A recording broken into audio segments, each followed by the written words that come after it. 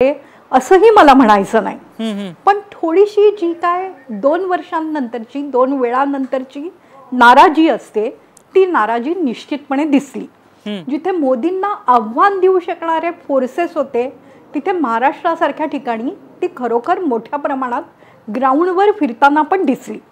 त्यामुळे कुठेतरी आमच्या ज्या आकांक्षा कल्पना किंवा तुम्ही दिलेली आश्वासनं पूर्ण झालेली नाही आहेत त्याची चर्चा या निवडणुकीत मोठ्या प्रमाणात झाली।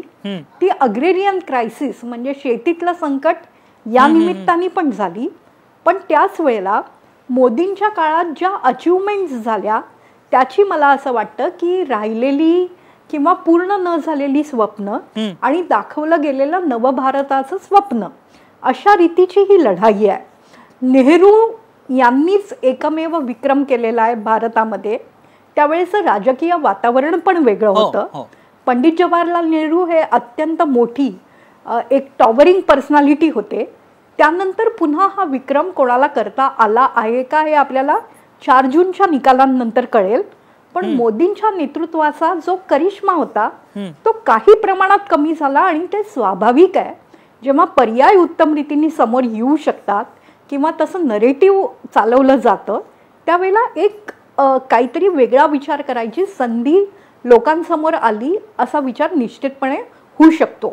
यावेळेला काही कळीची राज्य होती भारतीय जनता पक्षासाठी। ती राज्य होती महाराष्ट्र, ती राज्य होतं कर्नाटक, ते राज्य होतं बिहार। या राज्यातल्या जागा जर पूर्वीपेक्षा कमी होत असतील तर त्या जागा भरून पश्चिम बंगाल काढतं का, ओडिसा काढतं का, दक्षिणेमध्ये काही जागा मिळतात का, याच्यावर ही सगळी लढाई आधारित होती।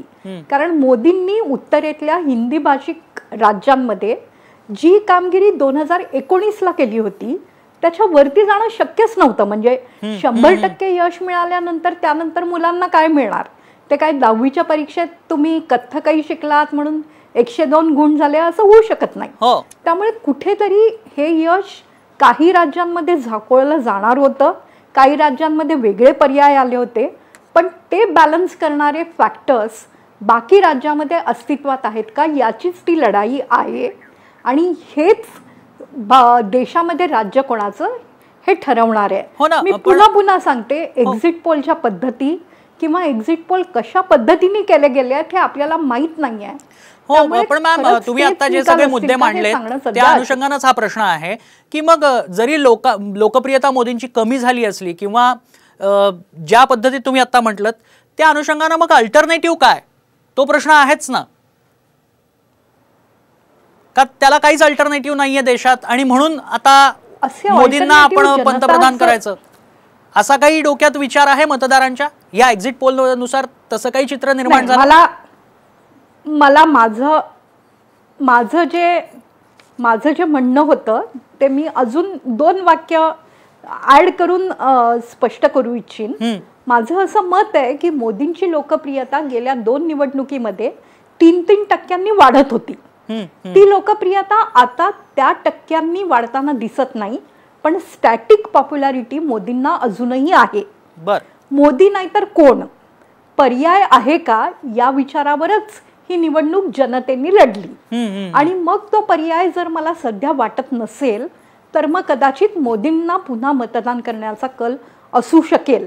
ज्यावेळेला एखादं सरकार जातं त्यावेळेला एक साधारण 15 ते 20% उणं वोटिंग व्हावं लागतं।